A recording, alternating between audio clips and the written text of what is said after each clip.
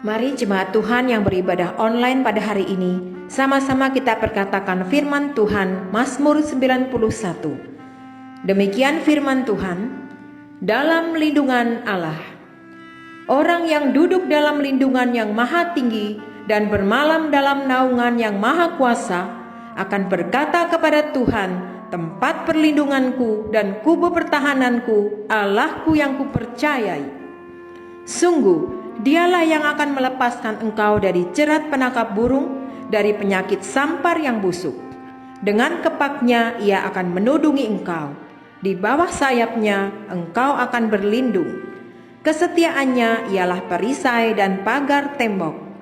Engkau tak usah takut terhadap kedahsyatan malam, terhadap panah yang terbang di waktu siang, terhadap penyakit sampar yang berjalan di dalam gelap, terhadap penyakit menular yang mengamuk di waktu petang. Walau 1.000 orang rebah di sisimu dan 10.000 di sebelah kananmu, tetapi itu tidak akan menimpamu. Engkau hanya menontonnya dengan matamu sendiri dan melihat pembalasan terhadap orang-orang fasik. Sebab Tuhan ialah tempat perlindunganmu, yang maha tinggi telah kau buat tempat perteduhanmu. Malapetaka tidak akan menimpa kamu, dan tulah tidak akan mendekat kepada kemahmu. Sebab malaikat-malaikatnya akan diperintahkannya kepadamu untuk menjagai engkau di segala jalanmu. Mereka akan menatang engkau di atas tangannya, supaya kakimu jangan terantuk kepada batu. Singa dan ular tedung akan kau langkahi. Engkau akan menginjak anak singa dan ular naga. Sungguh hatinya melekat kepadaku, maka aku akan meluputkannya. Aku akan membentenginya, sebab ia mengenal namaku. Bila ia berseru kepadaku, aku akan menjawab. Aku akan menyertai dia dalam kesesakan. Aku akan meluputkannya dan memuliakannya. Dengan panjang umur akan kukenyangkan dia, dan akan kuperlihatkan kepadanya keselamatan daripadaku. Amin. Puji Tuhan Bapak Ibu Saudara, hari ini kita boleh kembali berkumpul di tempat kita masing-masing. Kita boleh beribadah bersama-sama sekalipun secara online, tapi kita percaya kasih Tuhan, kebaikan Tuhan tetap tidak terbatas dalam hidup kita. Mari sebelum kita mulai ibadah kita, saat teduh sejenak, renungkan segala kebaikan Tuhan, segala anugerahnya, pengorbanannya, kebaikannya. Terima kasih Yesus. Terima kasih Yesus. Terima kasih Yesus. Terima kasih Yesus. Terima kasih.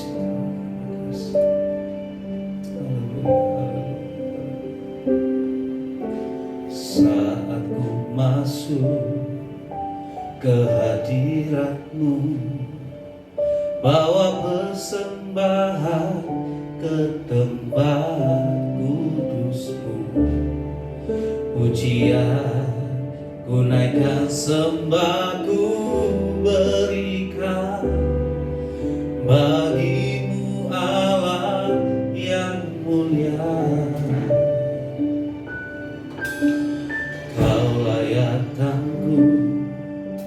Menghampirimu, melihat tahta kemuliaan-Mu Tuhan. Pujian ku naikkan, sembah ku berikan bagi-Mu Allah yang mulia.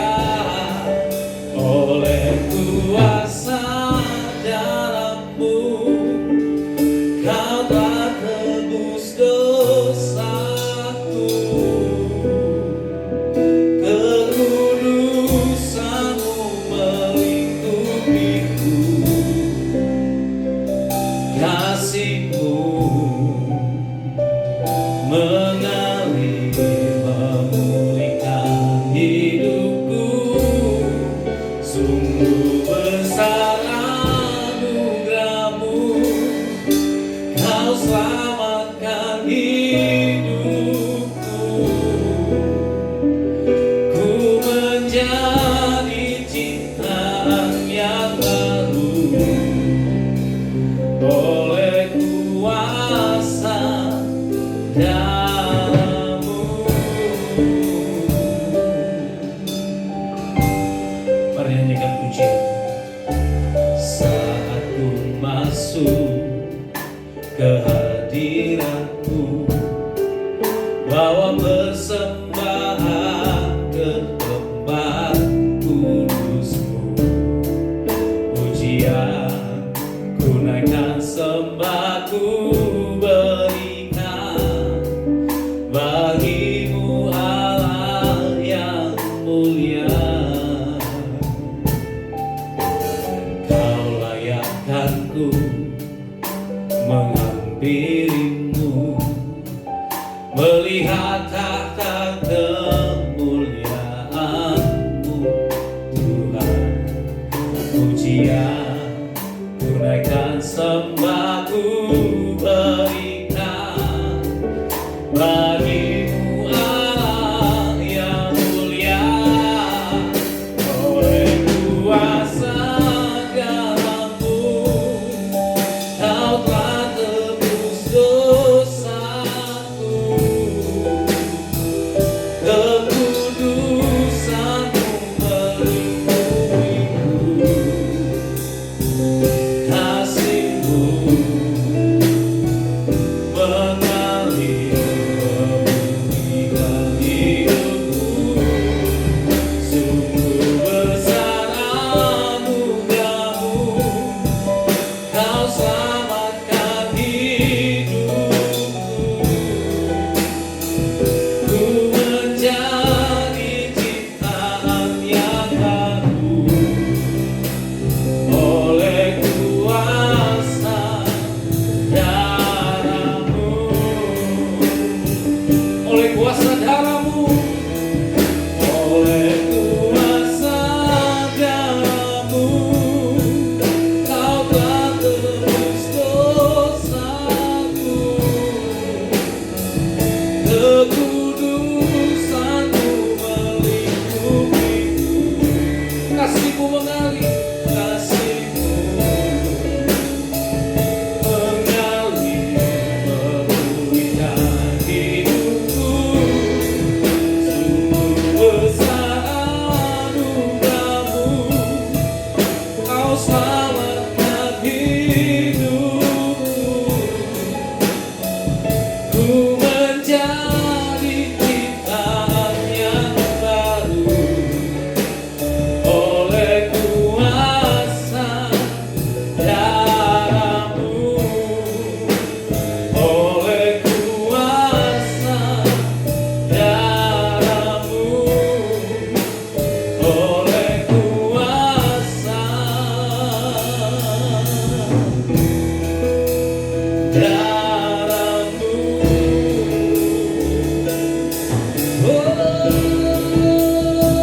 Oleh kuasa darah-Mu, Kau menyelamatkan kami, Kau menebus hidup kami, Yesus.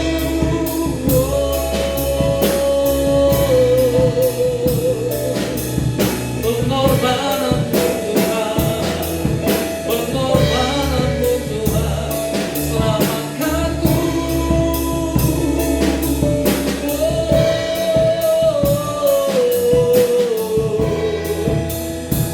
Terima kasih Tuhan Yesus, Kau selamatkan jiwa kami oleh kuasa darah-Mu, oleh kuasa darah-Mu, Jesus. Biar kasih-Mu mengalir ke tengah kami, di tempat kami berada hari ini Tuhan. Untuk apapun yang kami alami, kuasa darah-Mu mengalir, memulihkan, menyembuhkan.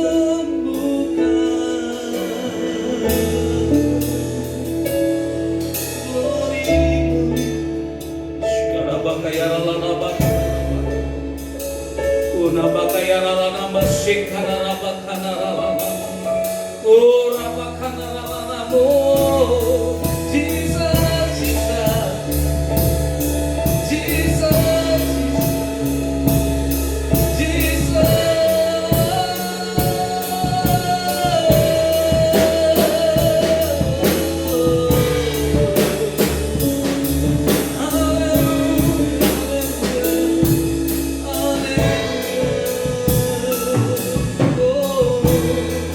oleh kuasa dalam-Mu, Kau telah tebus dosaku. Kekudusan-Mu melingkupiku. Kasih-Mu mengalir ya Tuhan, mengalir memulihkan hidupku.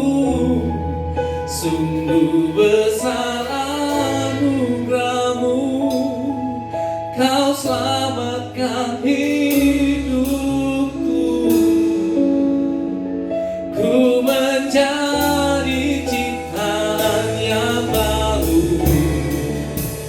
oleh kuasa darah-Mu. Mari Bapak Ibu Saudara, dengan iman kita katakan oleh kuasa darah-Mu Tuhan. Oleh kuasa darah-Mu, Kau telah tebus dosaku. Kekudusan-Mu melingkupiku. Kasih-Mu mengalir memulihkan hidupku. Sungguh besar anugerah-Mu, Kau selamatkan hidupku. Ku menjadi ciptaan yang baru oleh kuasa darah-Mu. Oleh kuasa darah-Mu.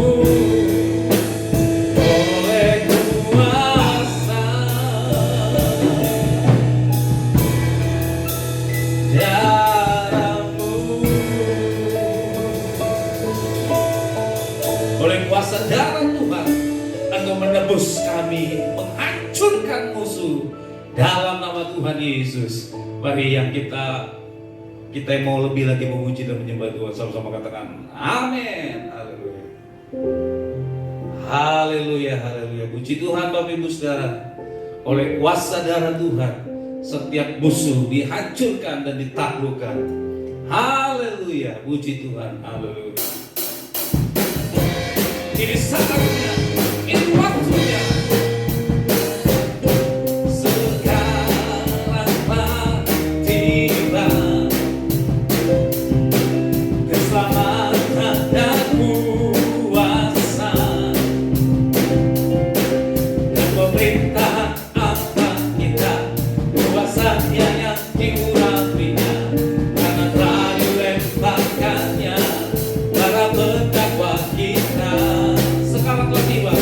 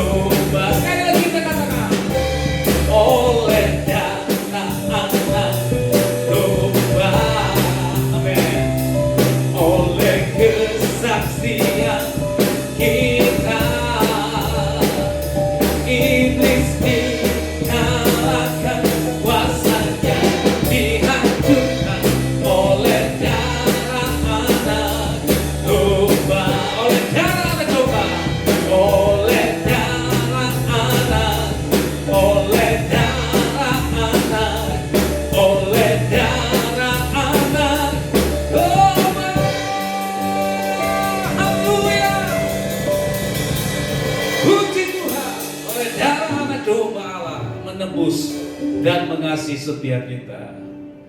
Bapak Ibu Saudara, kita akan menyaksikan pengajaran Voice of Pentecost dari tim Teologi HKBP Gatot Subroto. Selamat menyaksikan.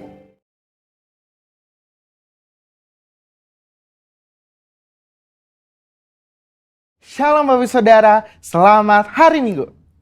Bulan ini kita merayakan Jumat Agung dan Paskah, yaitu kematian dan kebangkitan Yesus.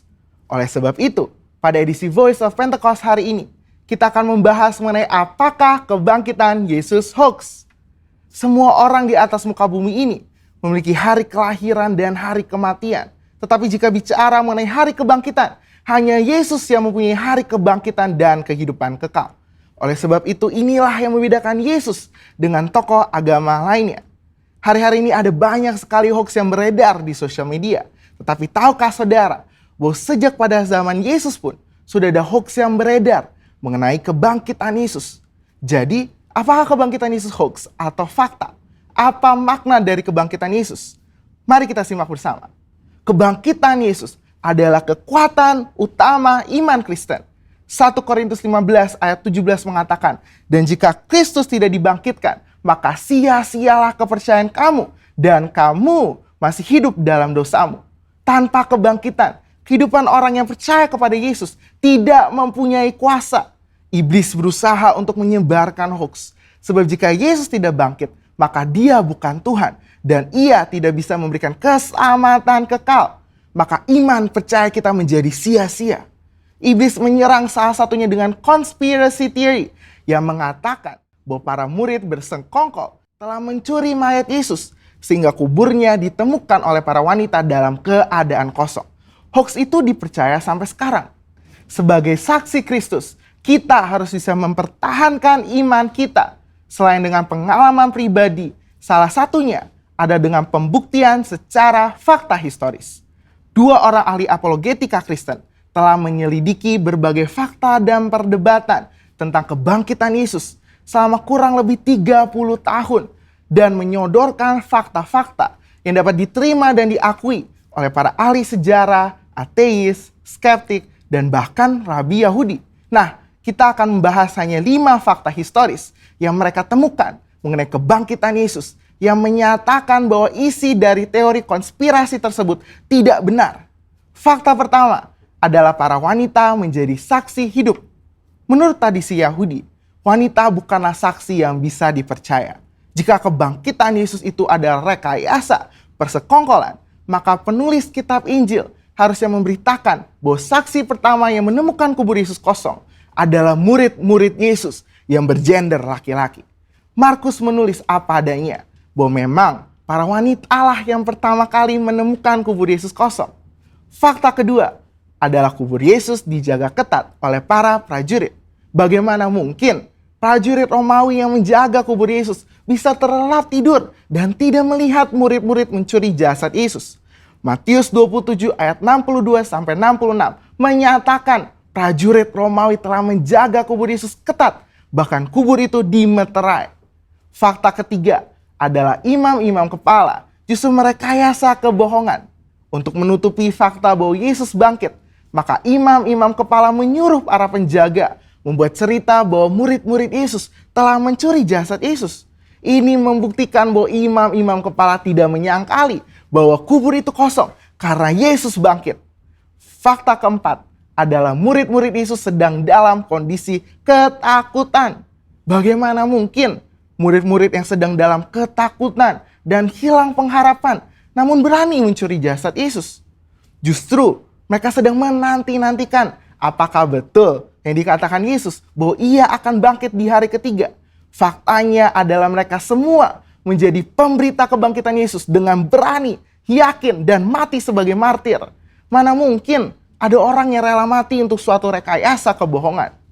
Fakta kelima adalah bertobatnya Saulus dari pembunuh umat Tuhan menjadi pelayan Tuhan. Perjumpaan Saulus dengan Yesus dalam perjalanan menuju Damaskus membuktikan Yesus hidup dan bangkit.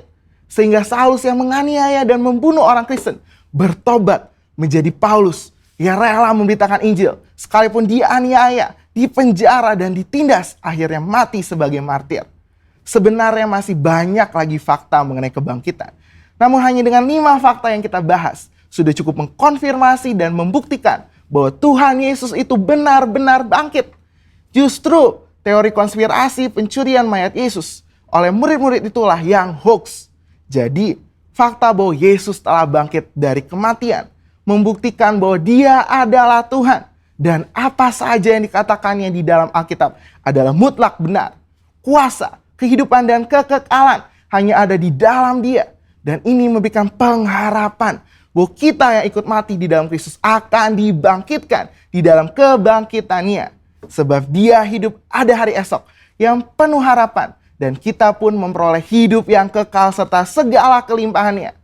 Saudara, untuk penjelasan lebih lengkapnya dari tim teologi kami, jangan lupa buka link yang ada di atas atau scan QR Code yang tersedia. Salam integritas, Tuhan Yesus memberkati.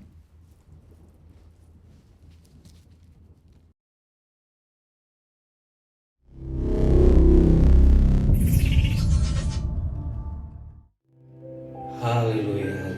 Terima kasih buat kasih Tuhan yang begitu luar biasa dalam hidup kami.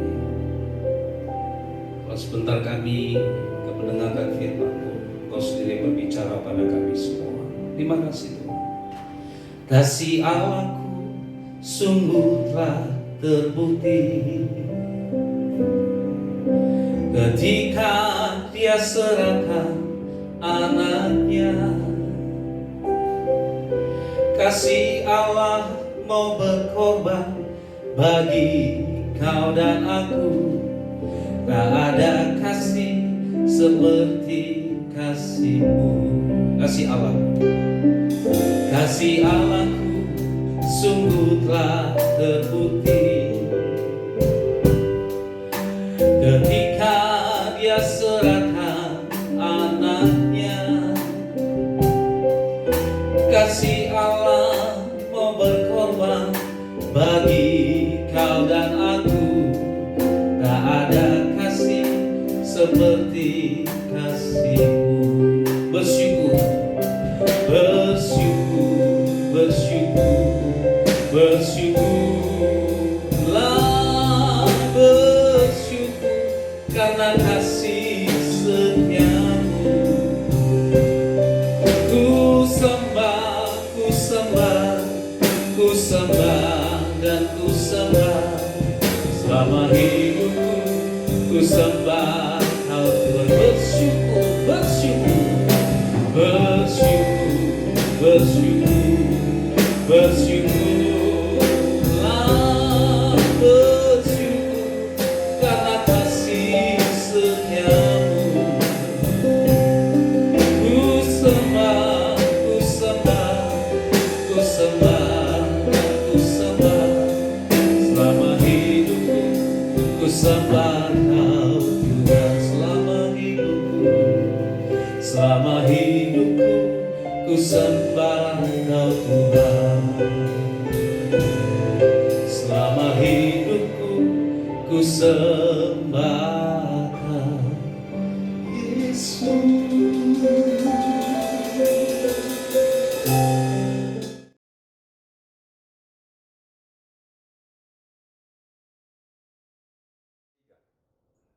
Shalom, Jemaat CK9 di Ambon dan di Jakarta yang dikasihi Tuhan Yesus.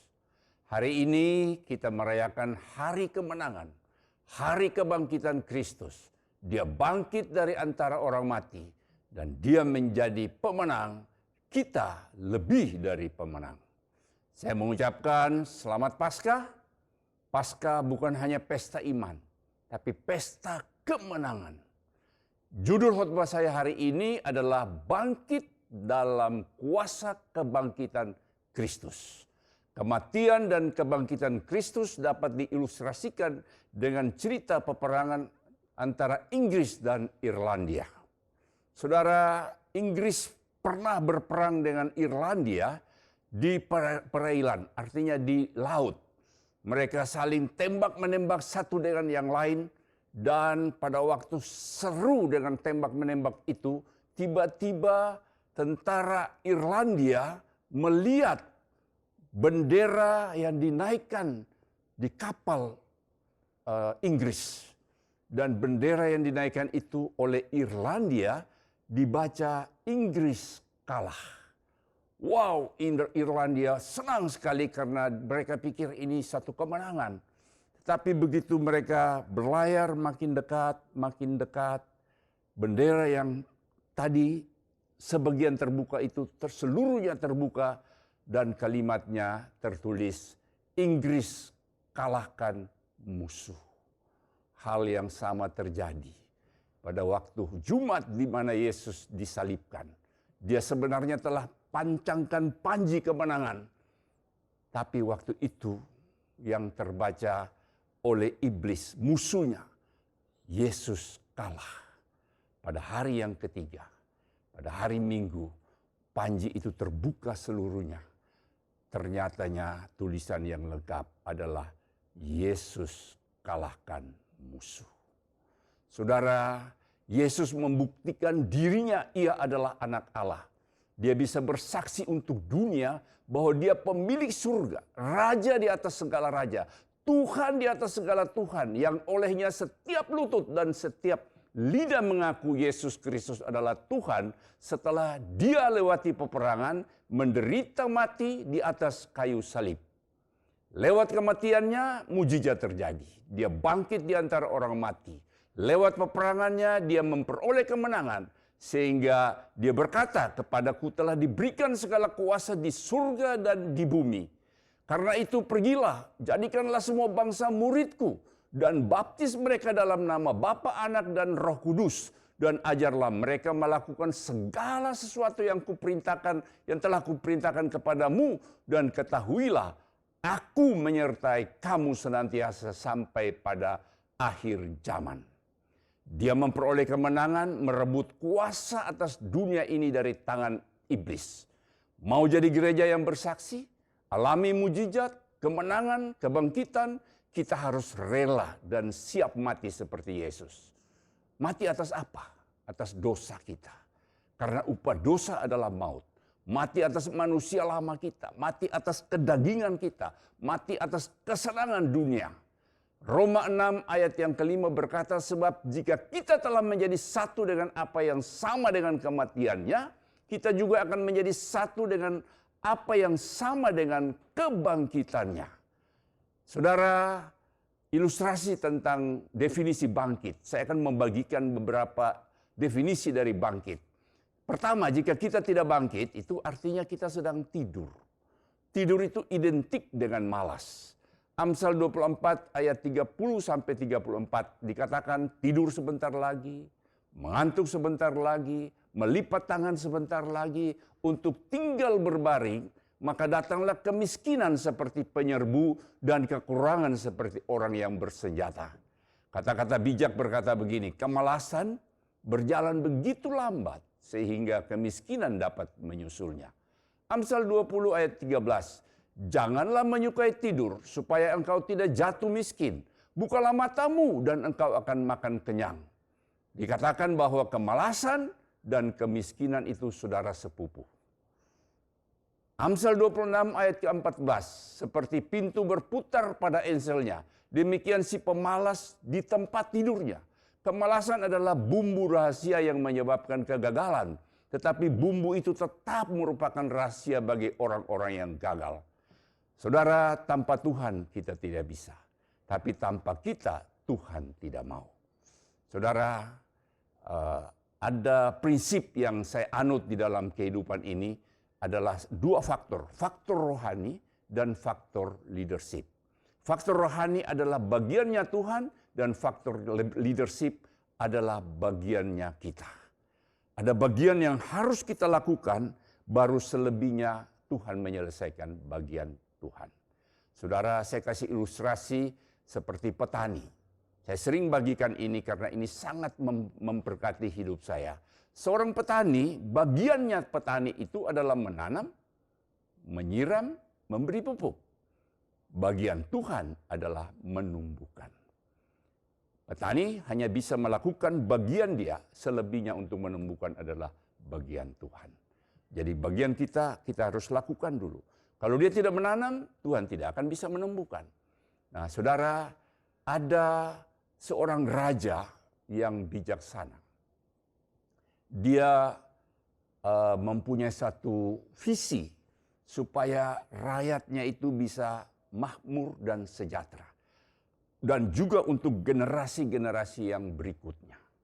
Lalu dia panggil orang-orang pintar, orang-orang yang punya hikmat, dan orang-orang yang terkenal di dalam kerajaan itu untuk dia sampaikan, coba tolong kalian buat sesuatu untuk kami tinggalkan kepada generasi kita. Terus mereka setelah diarahkan oleh atau diperintahkan oleh raja itu, mereka pergi, mereka mengadakan seminar, mengadakan rapat, apa yang harus mereka buat untuk ditinggalkan kepada generasi itu. Lalu beberapa waktu kemudian mereka datang menghadap raja. Tuan Raja, ini telah kami membuat satu buku untuk kami tinggalkan kepada generasi kami atau generasi kita. Raja lihat buku, dia bilang, wow, terlalu banyak. Terlalu banyak, rakyat saya tidak akan baca. Terus mereka pergi, mereka datang lagi beberapa waktu bawa satu bab. Masih terlalu banyak. Beberapa waktu lagi pergi, datang bawa satu halaman. Masih terlalu banyak. Akhirnya tinggal satu paragraf.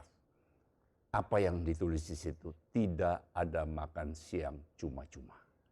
Saudara, artinya kalau kita mau supaya kita bangkit dalam hidup ini, kita harus lakukan bagian kita. Yang kita tidak bisa lakukan itu adalah bagiannya Tuhan. Saudara, mati yang kedua adalah mati secara rohani. Hidup namun tidak berbuat apa-apa. Seperti orang lumpuh, hidup bergantung dari orang lain. Dari belas kasihan orang lain. Saudara, ada kata-kata bijak yang berkata, tragedi manusia yang terbesar bukanlah bahwa mereka pasti mati, tapi ada yang mati di dalam dirinya selagi mereka masih hidup. Apa yang mati? Itu rohnya mati, pengharapannya mati, gairah hidupnya mati, masa depannya mati. Nah, saudara, ada juga yang menulis kata-kata bijak sebagai begini, kebangkrutan yang terburuk di dunia menimpa orang yang kehilangan antusiasmenya. Biarkan seseorang kehilangan apa saja kecuali antusiasme, maka ia akan bangkit meraih sukses itu kembali. Saudara, kenapa kita bisa mati secara rohani? No hope, tidak ada harapan, itu sangat tergantung karena pola pikir atau mindset kita. Apakah kita berpikir positif atau kalau kita berpikir negatif? Saudara, di dalam Filipi 4 ayat yang ke-8 dikatakan begini. Jadi akhirnya saudara-saudara, semua yang benar, semua yang mulia, semua yang adil, semua yang suci, semua yang manis, semua yang sedap didengar, semua yang disebut kebajikan dan patut dipuji, dikatakan di sini, pikirkanlah semuanya itu. Saudara, berpikir positif atau berpikir negatif, ini dikatakan tergantung kita. Pikirkanlah semuanya itu, artinya tanggung jawab kita. Kita yang bertanggung jawab atas pikiran kita. Positif, orang yang positif selalu melihat peluang di dalam setiap masalah. Tapi orang yang berpikir negatif selalu melihat masalah di dalam setiap peluang. Nah, yang ketiga, mati secara fisik. Kenapa orang mati harus dimandikan? Saya percaya kita semua tahu karena dia tidak bisa mandi sendiri. Tapi kenapa orang mati harus dikuburkan? Karena kalau tidak akan bau. Kalau kita mati secara rohani, kita akan membuat bau di sekitar kita. Saudara, setiap Yesus bertemu dengan orang mati, Yesus selalu mau membangkitkan. Pasca artinya melewatkan atau menyelamatkan. Saya mengajak kita untuk membaca di kitab Lukas 24 ayat 13 sampai 16. Pada hari itu juga 2 orang dari murid-murid Yesus pergi ke sebuah kampung bernama Emmaus yang terletak kira-kira 7 mil jauhnya dari Yerusalem. Dan mereka bercakap-cakap tentang segala sesuatu yang telah terjadi. Ketika mereka sedang bercakap-cakap dan bertukar pikiran, datanglah Yesus sendiri mendekati mereka, lalu berjalan bersama-sama dengan mereka. Tetapi ada sesuatu yang menghalangi mata mereka sehingga mereka tidak dapat mengenal Dia. Nah, saudara, bayangkan, murid-murid 3,5 tahun hidup bersama Yesus. Melihat mujizat yang dilakukan Yesus, tidak dapat mengenal Dia karena ada selaput yang menghalangi mata mereka. Hal yang sama bisa saja terjadi pada orang Kristen. Sudah dibaptis, setiap minggu ke gereja, beribadah, tetapi tidak melihat kemuliaan Tuhan di dalam hidupnya karena ada yang menghalangi. Saudara, untuk melihat kemuliaan Tuhan, maka selaput yang menghalangi mata rohani kita perlu diangkat. Ingat kisah Elisa dengan bujangnya yang dikepung oleh pasukan Raja Aram. Setelah mata rohaninya terbuka, itu bujangnya melihat kuda, kereta berapi di sekelilingnya lebih banyak daripada musuhnya. Nah, saudara, saya akan membagikan kesaksian saya. Saya dibaptis waktu itu umur sekitar 15 tahun. Dan di gereja dulu, gereja tua saya sidi umur 24 tahun. Tapi baru melihat kemuliaan Allah, berjumpa secara pribadi dengan Tuhan pada umur 42 tahun. Setelah dilahirkan kembali seperti Nikodemus. Apa yang dimaksudkan dilahirkan kembali? Yohanes 3 ayat yang ketiga, Yesus menjawab katanya, "Aku berkata kepadamu, sesungguhnya jika seorang tidak dilahirkan kembali, ia tidak dapat melihat kerajaan Allah." Jawab Yesus, "Aku berkata kepadamu, sesungguhnya jika seorang tidak dilahirkan dari air dan roh, ia tidak dapat masuk ke dalam kerajaan Allah. Apa yang dilahirkan dari daging adalah daging, dan apa yang dilahirkan dari roh adalah roh." Dilahirkan kembali adalah keputusan pribadi, bukan acara tata gereja. Artinya kita harus bertobat sungguh-sungguh, membuka hati untuk menerima Yesus sebagai Tuhan dan Juru Selamat kita. Tekun mencari Dia, perjumpaan pribadi dengan Dia, mengalami Tuhan secara progresif. Hari ini saya mengajak saudara untuk cek, apakah saudara telah bangkit? Atau setengah bangkit? Atau masih di dalam kubur seperti Lazarus sebelum bangkit? Mungkin di antara saudara saat ini, keluarga, bisnis, karier, masa depan, studi, jodoh, kesehatan sedang terkubur. Saya mau beritahu saudara bahwa Yesus yang mati dan terkubur itu telah bangkit, dan Dia bangkit bukan untuk dirinya sendiri, tapi Dia bangkit untuk saudara dan saya. Saudara, saya mengajak saudara hari ini, bangkit dari tidurmu, bangkit dari keputusasaanmu, bangkit dari kelemahanmu, bangkit dari keraguan-raguanmu, bangkit dari kemalasanmu. Ada lagu yang berkata seperti ini. Sebab Dia hidup, ada hari esok. Sebab Dia hidup, ku tak gentar, karena ku tahu Dia pegang hari esok. Hidup jadi berarti sebab Dia hidup. Sebab Dia hidup, ada hari esok. Sebab Dia hidup, ku tak gentar, karena ku tahu Dia pegang hari esok. Hidup jadi berarti sebab Dia hidup.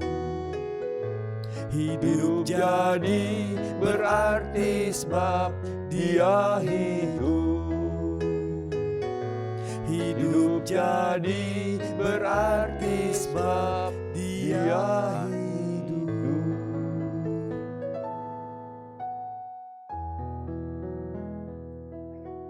Saudara, saya akan menyampaikan ada 4 langkah untuk kita bisa bangkit dalam kebangkitan Kristus. Yang pertama, jangan bodoh tetapi percaya atas janji Tuhan. Yang kedua, selalu intim dengan Yesus. Yang ketiga, mengenal dan dikenal oleh Yesus. Dan yang keempat, kembali ke Yerusalem, tetap terus melayani. Yang pertama, jangan bodoh tetapi percaya akan janji Tuhan. Saudara, bodoh dalam bahasa Ambon itu dibilang nau-nau. Orang Jakarta bilang bego, goblok. Bahasa Belanda bilang oflo. Bahasa gaul bilang oon. Saudara, bodoh di sini bukan karena mereka tidak belajar, tidak menjadi orang yang atau orang yang tidak belajar atau bukan orang-orang yang terpelajar, tapi Yesus tegur mereka bodoh karena mereka tidak percaya akan janji firman Tuhan. Nah, saudara, di dalam Lukas 24 ayat 25 berkata begini, lalu ia berkata kepada mereka, "Hai kamu orang bodoh, betapa lambannya hatimu sehingga kamu tidak percaya segala sesuatu yang telah dikatakan oleh para nabi. Bukankah Mesias harus menderita semuanya itu untuk masuk ke dalam kemuliaannya?" Lalu ia menjelaskan kepada mereka apa yang tertulis tentang dia dalam seluruh kitab suci, mulai dari kitab Musa dan kitab nabi-nabi. Matius 16 ayat 21 berkata, sejak waktu itu Yesus mulai menyatakan kepada murid-muridnya bahwa ia harus pergi ke Yerusalem dan menanggung banyak penderitaan dari pihak tua-tua, imam-imam, kepala dan ahli-ahli Taurat, lalu dibunuh dan dibangkitkan pada hari ketiga. Setelah Yesus selesai dengan segala pengajarannya, itu berkatalah ia kepada murid-muridnya, "Kamu tahu bahwa 2 hari lagi akan dirayakan Paskah, maka Anak Manusia akan diserahkan untuk disalibkan." Sebelum dia ngomong sampai 3 kali, dia akan mati, tapi akan bangkit pada hari yang ketiga. Tapi kalian tidak percaya. Murid-muridnya lebih percaya atas keadaan dan kenyataan yang ada daripada berita kebangkitan yang merupakan nubuatan atau janji Tuhan. Bahwa mereka berpikir bahwa yang telah mati bangkit apa mungkin. Contoh lain, saya kasih contoh lain bahwa antara percaya keadaan dan janji Tuhan. 10 pengintai dan Kaleb dan Yosua fokusnya berbeda. 10 pengintai fokus kepada keadaan, Kaleb dan Yosua fokus kepada janji Tuhan. Kita seringkali seperti murid-murid dan 10 pengintai, cenderung fokus kepada keadaan daripada fokus kepada janji Tuhan. Apa mungkin saya disembuhkan lagi? Apa mungkin keluarga saya dipulihkan? Apa mungkin karier atau usaha saya bisa bangkit lagi? Daripada janji Tuhan bahwa mujizat masih ada, tidak ada yang mustahil bagi Tuhan, asal percaya saja. Kita harus berkata seperti lagu yang katakan, bagi Tuhan tidak ada yang mustahil. Mau bangkit dalam kebangkitan Yesus Kristus, maka mata kita harus tertuju kepada Tuhan dan firman-Nya dan janji-janjinya. Apa artinya mata yang tertuju kepada Tuhan? Artinya janganlah memandang kepada keadaanmu, tapi pandanglah kepada Tuhan dan firman-Nya. Jika engkau senantiasa memandang kepada keadaanmu, maka iblis akan memakai keadaanmu itu untuk mengalahkan engkau dan menyalahkan firman Tuhan, firman yang kekal dan kudus itu. Kemenanganmu terletak jika matamu tertuju pada Tuhan dan kebesaran-Nya. Bukankah Dia telah berjanji bahwa Dia akan menuntun engkau langkah demi langkah, bukan melangkah sekaligus, tapi langkah demi langkah, dan setiap langkah merupakan mujizat bagi saudara. Hari ini pilihan ada di tangan saudara. Mau bodoh seumur hidup dengan larut dalam penderitaan dan keadaan saudara, atau bangkit dan meraih janji Tuhan. Hari ini banyak orang dibayangi ketakutan tentang pandemi COVID-19. Jangan-jangan saya telah tertular. Kita harus tolak dengan memperkatakan firman Tuhan. Dia yang memikul segala kelemahan kita dan menanggung segala penyakit kita. Oleh bilur-bilurnya, saya kuat dan sehat. Kalau keadaan tidak sesuai dengan apa yang saya harapkan, kutip firman Tuhan. Allah turut bekerja dalam segala sesuatu untuk mendatangkan kebaikan bagi orang yang mengasihi Dia. Waktu mengalami pencobaan, kutip firman Tuhan yang berkata pencobaan yang saya alami adalah pencobaan biasa yang tidak melebihi kekuatanku. Dan pada waktu saya dicobai, Yesus sendiri berikan jalan keluar sehingga saya dapat menanggungnya. Kalau khawatir, Jangan khawatir tentang apapun juga. Tapi nyatakan di dalam segala hal apa yang menjadi keinginan hatimu kepada Allah dalam doa, permohonan, dan pengucapan syukur. Damai sejahtera Allah yang melampaui segala akal itu akan memenuhi hati dan pikiranmu dalam Kristus Yesus. Jika saudara dalam keadaan takut, kutip firman Tuhan di dalam Yesaya 40 ayat 10. Jangan takut sebab aku menyertai engkau. Jangan bimbang sebab aku ini Allahmu. Aku akan meneguhkan bahkan akan menolong engkau. Aku akan memegang engkau dengan tangan kananku yang membawa kemenangan. Masa depan suram, kutip firman Tuhan, rancangan Tuhan adalah rancangan damai sejahtera yang memberikan jaminan masa depan yang penuh pengharapan. Saya senang lagu yang dikatakan, apapun yang terjadi di dalam hidup ini, selalu ku berkata, Yesus itu baik. Saudara, jika Anda memiliki iman untuk masa depan, otomatis ada kuasa yang besar menyertai Anda saat ini. Untuk menempuh perjalanan yang paling sukar, Anda hanya perlu mengambil satu langkah setiap saat. Tetapi Anda harus terus melangkah. Sebab ada tertulis, orang benar akan hidup dalam iman. Iman timbul dari pendengaran akan firman Tuhan. Saudara, yang kedua, langkah yang kedua adalah selalu intim dengan Yesus. Hati yang mendesak Tuhan untuk terus selalu bersama kita. Saudara, ayat Lukas 24 ayat 28 sampai 29. Mereka mendekati kampung yang mereka tuju, lalu ia berbuat seolah-olah hendak meneruskan perjalanannya. Tetapi mereka sangat mendesaknya. Katanya, tinggallah bersama-sama dengan kami, sebab hari ini telah menjelang malam dan matahari hampir tenggelam.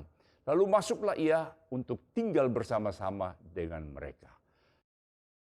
Kita lihat dari ayat ini, Yesus seolah-olah hendak meneruskan perjalanan. Saudara, kita belajar di sini bahwa Yesus atau dia mau tinggal di dalam kita, sangat tergantung kita. Setelah murid-muridnya mendesak dia akhirnya tinggal bersama-sama mereka. Di dalam Wahyu 3 ayat 20 dikatakan, lihat aku berdiri di muka pintu dan mengetuk. Jikalau ada orang yang mendengar suaraku dan membukakan pintu, aku akan masuk mendapatkannya dan aku akan makan bersama-sama dengan dia dan dia bersama-sama dengan aku. Saudara, makan bersama-sama ini adalah fellowship tingkat tinggi. Katanya kalau mulut terbuka, hati pun terbuka. Bapa rindu bersekutu dengan anak-anaknya, sehingga dia mengutus Yesus untuk tebus kita, agar memulihkan hubungan kita dengan dia kembali. Yang jadi masalah, seringkali kita tidak punya inisiatif untuk membuat Yesus betah tinggal di dalam kita. Mau bangkit, bangun selalu hubungan intim dengan Tuhan. Tidak cukup 1 minggu 1 kali, artinya setiap hari Minggu, tapi selalu intim setiap hari. Adakan saat teduh, mesbah pribadi, mesbah keluarga. Dampak dari saat teduh, itu kita akan mendapatkan kekuatan, hikmat, solusi, urapan dari Tuhan. Hubungan kita dengan Tuhan bukan hubungan logika, tetapi hubungan cinta. Ada kata-kata bijak yang berkata begini, Anda akan mendapatkan lebih banyak dalam 1 jam bersama Tuhan daripada dalam 1 kehidupan tanpa Dia. Tommy Tenney berkata, rasa haus dan lapar akan Tuhan melampaui jangkauannya. Selalu ingin bersama-sama dengan Dia. Tuhan memberi upah kepada orang yang sungguh-sungguh mencari Dia. Yang ketiga, mengenal dan dikenal Yesus. Lukas 24 ayat yang ke-31. Ketika itu terbukalah mata mereka dan mereka pun mengenal Dia. Tetapi Ia lenyap di tengah-tengah mereka. Bayangkan tuh saudara, perjalanan 7 mil dari Yerusalem ke Emmaus. Lebih dari 1 jam mereka tidak mengenal Yesus. Setelah Yesus tinggal bersama-sama mereka dan makan perjamuan kudus, terbukalah mata mereka. Untuk mengenal dan dikenal Yesus, itu harus selalu intim dengan Dia. Saudara ingat cerita tentang 10 gadis, ada yang 5 bijaksana, 5 yang bodoh. Waktu pengantin lelaki itu datang, 5 yang bodoh habis minyaknya. Mereka pergi keluar, mereka beli balik lagi, dan mereka mendapatkan pintu yang tertutup. Dan waktu mereka mengetuk, ada suara yang terdengar dari dalam, "Aku tidak mengenal engkau." Saudara, kata pengenalan itu lahir dari pergaulan setiap saat. Daniel 11 ayat 32b, tetapi umat yang mengenal Allahnya akan tetap kuat dan bertindak. Yang keempat, kunci yang keempat adalah kembali ke Yerusalem untuk terus melakukan pekerjaan Tuhan. Meninggalkan Yerusalem berarti meninggalkan Tuhan, pelayanan, komitmen, tanggung jawab kita. Seringkali karena situasi, kondisi membuat kita tawar hati, kecewa, lalu meninggalkan Tuhan, meninggalkan pelayanan, bahkan tanggung jawab kita sebagai hamba Tuhan, sebagai suami, sebagai pemimpin, dan sebagainya. Matius 11 ayat 4 berkata, "Dan berbahagialah orang yang tidak kecewa dan menolak aku." Karena pada saat kita meninggalkan Tuhan, membuat kita tambah gagal. Waktu Petrus dan Yohanes kembali menjadi nelayan, semalam-malaman mereka tidak mendapatkan apa-apa. Tetapi waktu mereka ketemu dengan Yesus, kembali dan melakukan apa yang dikatakan Yesus kepada mereka, dan mereka dipulihkan. Mereka mendapatkan 153 ekor yang terdiri dari 153 spesies.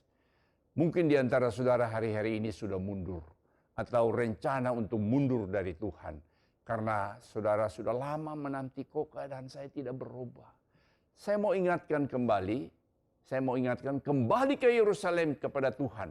Pelayanan dan tanggung jawab saudara, kalau tidak mau gagal seperti murid-murid. Albert Schweitzer berkata bahwa saya tidak tahu apa takdir Anda. Namun satu hal yang saya tahu, satu-satunya orang di antara Anda sekalian yang benar-benar bahagia adalah orang yang telah mencari dan menemukan cara untuk melayani. Lukas 24 ayat 33, lalu bangunlah mereka dan terus kembali ke Yerusalem. Di situ mereka mendapati ke-11 murid itu, mereka sedang berkumpul bersama-sama dengan teman-teman mereka. Nah saudara, untuk mengukur apakah kita sudah bangkit atau belum, mari kita lihat teladan murid-murid setelah dibangkitkan dalam kebangkitan Kristus. Ada tanda, ada ciri-ciri dari orang yang telah bangkit. Yang pertama, mata terbuka melihat kemuliaan Allah.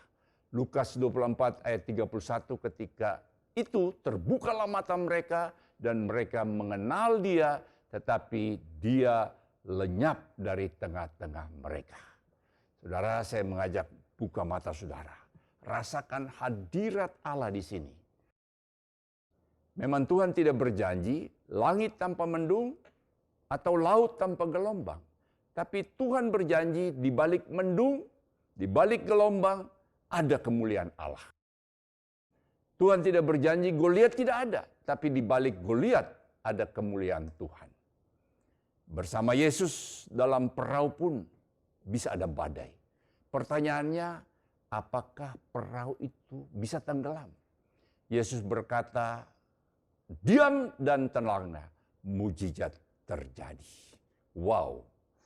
Yang kedua, ciri daripada orang yang telah bangkit dalam kebangkitan Kristus adalah hati yang berkobar-kobar, roh yang menyala-nyala.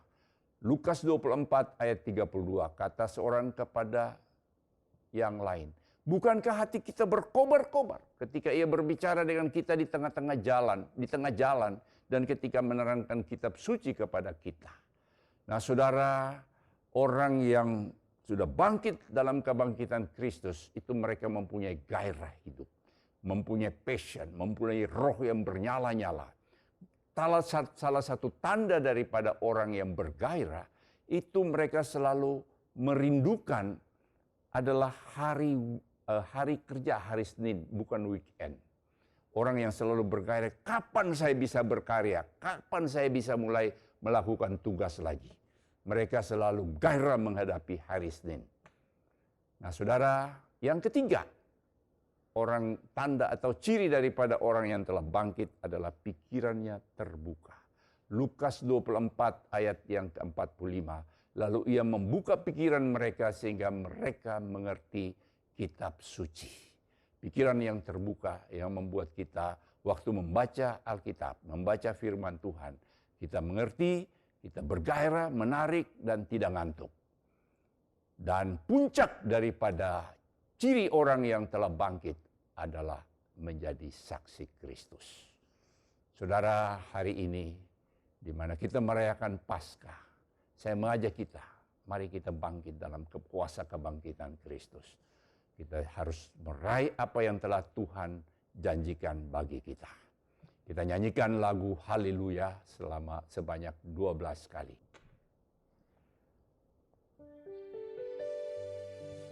Haleluya, haleluya, haleluya, haleluya, haleluya, haleluya, haleluya,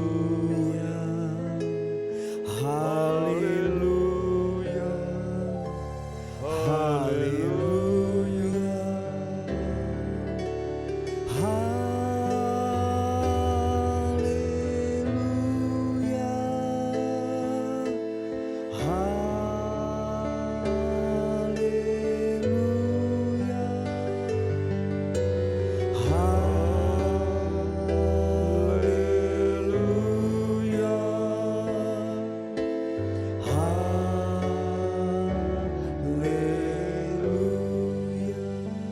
Dengan sungguh-sungguh kita angkat kedua tangan kita, kita nyanyikan lagu ini.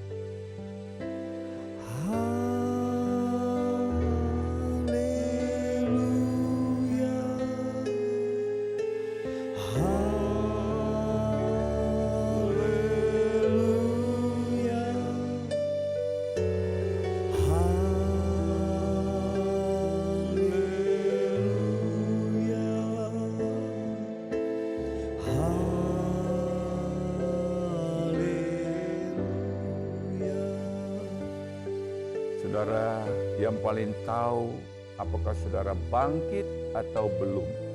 Yang pertama adalah Tuhan. Yang kedua adalah diri saudara sendiri.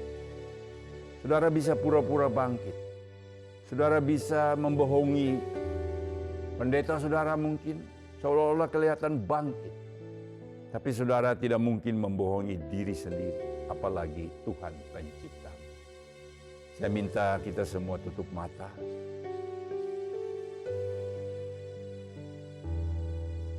Setiap saudara saat ini berhadapan dengan Tuhan sendiri, bukan dengan saya.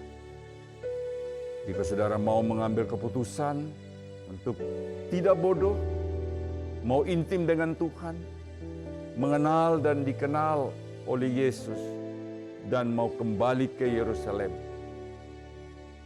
yang mau bangkit dalam kebangkitan Kristus, saya mengajak saudara angkat kedua tangan saudara. Roh Kudus yang membangkitkan Yesus ada di tengah-tengah kita. Dia akan mengurapi saudara dengan roh kebangkitannya. Dia akan menjamah yang sakit, disembuhkan. Yang lemah dikuatkan. Yang terikat dibebaskan. Saudara akan dibangkitkan dalam segala hal. Buka hati saudara, minta dari Tuhan. Biar roh kebangkitan itu terjadi dalam kehidupan saudara. Sehingga saudara pada hari Paskah ini, hari kebangkitan Kristus, kita bisa bangkit dari segala keterpurukan kita. Karena Dia yang telah bangkit. Dia memperoleh kemenangan itu dan kita menjadi lebih dari pemenang. Buka hati saudara. Buka hati saudara. Buka hati saudara. Minta dari Tuhan. Minta dari Yesus sendiri. Biar roh kebangkitan itu menjamah hati saudara saat ini. bangkit dari kemalasan, bangkit dari keputusasaan kita, untuk kita meraih apa yang Tuhan sediakan bagi kita. Biar kita memiliki roh yang bernyala-nyala untuk tetap bergairah menjalani hidup ini, dan terlebih lagi menyelesaikan amanat agung yang merupakan amanat Tuhan Yesus sendiri. Kau melihat jemaat-Mu yang telah mengangkat tangan mereka. Kau jamah mereka dimanapun mereka berada. Engkau jamah satu persatu. Yang lemah Engkau kuatkan. Yang sakit Engkau sembuhkan. Yang letih, lesu, dan berberat Engkau berikan kelegaan. Yang terikat Engkau bebaskan. Yang putus asa Engkau berikan pengharapan-pengharapan yang baru. Untuk mereka bangkit meraih setiap janji-Mu Tuhan pada hari Paskah ini. Oh, terima kasih, terima kasih, terima kasih. Berkati jemaat-Mu Tuhan. Lewat hari kebangkitan, lewat Paskah ini, mereka hidup berkemenangan, meraih apa yang telah Tuhan sediakan bagi mereka. Terpuji nama-Mu Bapa, di dalam nama Yesus kami berdoa dan mengucap syukur. Haleluya. Amin. Mari jemaat Tuhan, sebelum kita berdoa syafaat, kita mendeklarasikan Pentakosta ketiga. Pentakosta ketiga adalah pencurahan Roh Kudus yang dahsyat di zaman now, melebihi yang terjadi di Azusa Street. Pentakosta ketiga akan mengakibatkan penuaian jiwa yang terbesar dan yang terakhir sebelum Tuhan Yesus datang kembali. Pentakosta ketiga akan membangkitkan generasi Yeremia, yaitu anak-anak muda yang dipenuhi Roh Kudus, cinta mati-matian kepada Tuhan Yesus, tidak kompromi terhadap dosa, dan akan bergerak untuk memenangkan jiwa. Pentakosta ketiga lahir di Indonesia yang bergerak ke bangsa-bangsa. Gerakan ini dari timur ke barat dan akan kembali ke Yerusalem. Pentakosta ketiga akan memberikan kuasa untuk menyelesaikan amanat agung Tuhan Yesus, dan setelah itu Tuhan Yesus datang kembali. Shalom, Bapak Ibu yang terkasih dalam Tuhan Yesus, kita akan masuk ke dalam doa. Bapa, terima kasih Tuhan untuk segala kebaikan-Mu. Engkau yang telah mati untuk menebus hidup kami dari dosa Bapa, supaya hidup kami dilayakkan untuk masuk dalam kerajaan-Mu Bapa. Kami mengucap syukur Tuhan, kami boleh hidup di Indonesia ini Tuhan, negeri yang penuh dengan sukacita, penuh dengan damai sejahtera daripada-Mu. Kami percaya Tuhan Yesus, Engkau yang akan memberkati Indonesia dari Sabang sampai Merauke Tuhan. Biarlah kuasa Roh Kudus-Mu Engkau curahkan atas pulau-pulau di Indonesia Tuhan, sehingga banyak jiwa-jiwa dimenangkan bagi kerajaan-Mu ya Bapa. Kami juga berdoa Tuhan Yesus untuk hamba-Mu Bapak Presiden dan Wakil Presiden, Bapak Jokowi dan wakilnya Bapak Ma'ruf. Biarlah kiranya Engkau berkati pemerintahan beliau Tuhan Yesus. Biarlah kedaulatan yang di tangan rakyat itu boleh beliau jalankan dengan penuh semangat dan penuh tanggung jawab ya Bapak. Kami juga berdoa untuk setiap para menteri yang ada dan juga anggota DPR, MPR. Biarlah mereka boleh menjalankan setiap tugas dan kewajibannya dengan penuh tanggung jawab dan rasa takut akan Engkau ya Bapak. Kami juga berdoa Tuhan untuk hamba-Mu Pak Niko dan keempat wakilnya. Biarlah Tuhan yang memberkati dalam segala hal, baik pelayanan, baik kehidupan sehari-harinya Tuhan. Biarlah Engkau yang mencukupkan segala apa yang mereka perlukan Tuhan. Kami percaya hamba-Mu Pak Niko dan keempat wakilnya boleh menjadi teladan bagi setiap hamba-hamba-Mu di bawahnya Tuhan. Terima kasih Bapak. Kami juga berdoa untuk hamba-Mu Ketua CK9 Bapak Pendeta Sony Waboy Tuhan. Berkati setiap pelayanan beliau, pekerjaan beliau bersama anggota keluarganya Bapak. Engkau berkati Tuhan. Kami juga tidak lupa Tuhan, kami juga berdoa untuk hamba-Mu Pak Gerald Sarafi sebagai gembala sidang di Legend Suprapto ini Tuhan. Biarlah Engkau pakai hamba-Mu lebih lagi Tuhan untuk menjangkau banyak jiwa bagi kerajaan Tuhan. Berkati setiap pekerjaan, setiap urusan yang ada. Kami percaya Engkau akan pakai beliau berlebih lagi di dalam keluarga maupun dimanapun beliau berada Tuhan. Kami juga berdoa Tuhan untuk para pengerjamu dan jemaat yang ada Tuhan, dimanapun mereka berada saat ini. Biarlah kesehatan yang sempurna, berkat yang berlimpah dari Tuhan Yesus senantiasa mereka rasakan, dan biarlah mereka menjadi saksi-Mu Tuhan, dan berkati setiap kehidupan mereka Tuhan, sehingga mereka pun boleh memberkati orang-orang sekitarnya Bapa. Terima kasih Tuhan Yesus. Biarlah segala puji, hormat, dan kemuliaan hanya bagi nama-Mu saja. Di dalam nama Tuhan kami Yesus Kristus kami berdoa. Haleluya. Aku punya Tuhan yang besar, yang telah berjanji dan sanggup menggenapi. Imanku bersepakat percaya kuasanya. Ku terima sekarang kemenangan darimu. Kiranya Engkau memberkati aku berlimpah-limpah, dan memperluas daerah kami, dan memperluas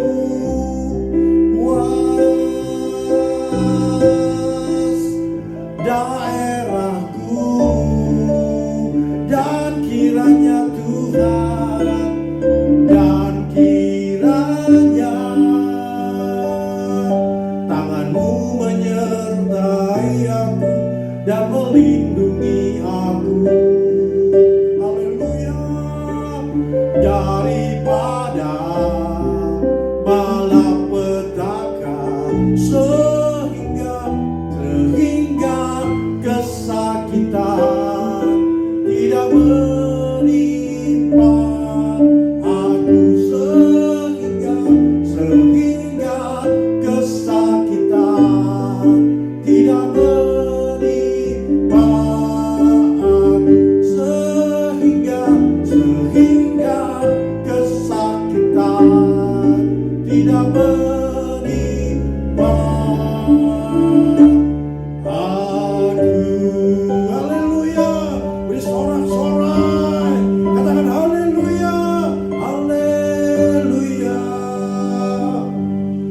Kekasih Tuhan, biji mata Tuhan disayang oleh Bapa di surga, arahkanlah hatimu kepada Bapa di surga, sebab Bapa di surga sedang memberkati engkau. Tuhan memberkati engkau, Tuhan melindungi engkau, Tuhan menyinari engkau dengan wajahnya dan memberikan kau kasih karunia, dan Tuhan menghadapkan wajahnya kepadamu dan memberikan kau damai sejahtera. Terimalah berkat damai sejahtera, sukacita, kasih karunia dari Bapa Surgawi melalui putranya Yesus Kristus, pertolongan penghiburan yang manis dengan kuasa Allah Roh Kudus menyertai engkau, memimpin engkau mulai hari ini, sekarang sampai kedatangan Tuhan Yesus datang kedua kali menjemput kita semua di awan yang permai. Maranatha, Maranatha, Maranatha. Di dalam nama Tuhan Yesus semua yang percaya katakan amin. Haleluya. Selamat hari Minggu. Tuhan Yesus memberkati.